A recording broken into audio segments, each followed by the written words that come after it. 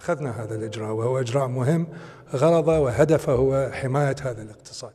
لێدوانێکی عەلی عەلایی وەزیری دارایی عێراق نیگەرانی مامۆستایانی زانکۆی کەرکووکی لێکەوتەوە لە ڕێگرتبوونەوە کۆنگرەیەکی ڕۆژنامەیەوە.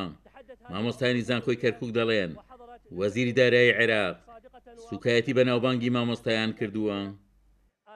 هەموو مامۆستایانی زانکۆ پێیان ناخۆشە و ئەم لێدوانانە ڕەتەکەنەوە و جەنابی وەزیر کە زۆر سوکایەتیەکی کردووە بە مامۆستا کۆڵەکەی پشتی کۆمەلگایە، ئەگەر مامۆستا نەبێ زۆر شت نابێت، بۆیە دەبێ بە خۆیان بچێتەوە، دەبێ داوای لێبوردن کار هەموو مامۆستایان لەبەرەوەی نەبوونی لە شارەزاییان لە بێتواناییان نەیانتوانیوە میزانەیەکی جواندانێن دێن بەسەری مامۆستایە ساغەکەنەوە بە پێچوانەوە گەر بێت و پرسیان مامۆستاکان بکردوایە ڕەنگە میزانەی باشتر و تەگبیری باشتریان بۆ حکوومەت کردایە. ڕەخنەمان هەیە، گازندەمان هەیە، سەرکۆنەی ئەو لێدوانانەی کە جەنابی عەلاوی وەزیری دارایی عێراق سەبارەت بە خاوەن بڕامەنامە بەرزەکان و بە خاوەن مامۆستایانی زانکۆ دەری بڕی.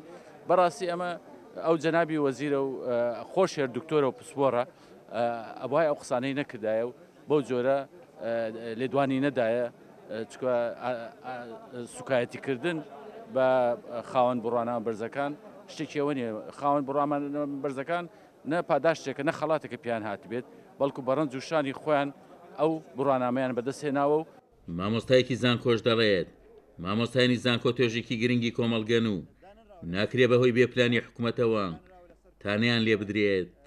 باسی لەوە کردووە هەندێک لە فەرمانبەران ڕاتبێکی خەیاڵیان هەیە، دوایش ڕوونی کرێتەوە کە ئەوانە مەقسوودی مامۆستایانی زانکۆ و زانکۆکانە.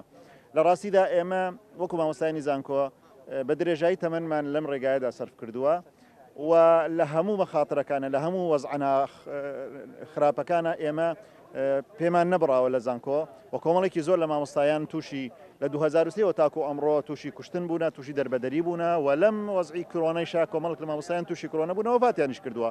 بۆیە ناکرێ وەزیری دارایی عێراق بەو شێوەیە قسە بکات. ئێمە ئەزانین ئەو گەندەڵی لە عێراقا هەیە لە 2023 تا ئەمڕۆ پارەی عێراق بۆ چۆ ئەڕوا، ڕاتبە خەیاڵەکان لای کێیە؟